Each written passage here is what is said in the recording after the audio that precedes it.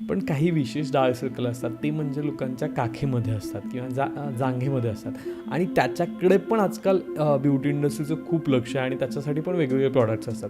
पण त्याचा तो पार्ट खूप नाजूक असतात.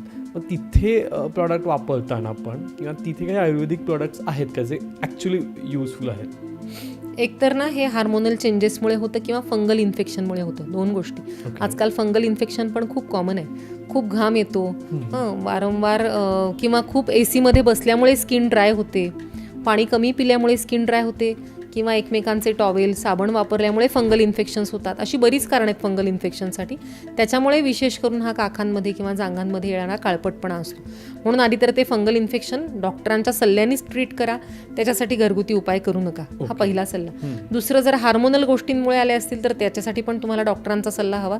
जर थायरॉईड, PCOD किंवा शुगर असेल तर त्याच्यामुळे असा काळपटपणा येतो. आणि तिसरा काळपटपणा जो आहे तो मग तुमच्या स्किनच्या काही लोकल काळपटपणा असतो, तर तो लवकर जाऊ शकतो.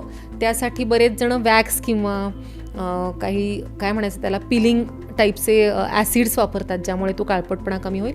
पण हे नाजूक अवयव असल्यामुळे डोळे, जांघांच्या जवळ आणि काखांमध्ये असे ॲसिडयुक्त कुठलेही प्रॉडक्ट्स मनाने वापरू नका.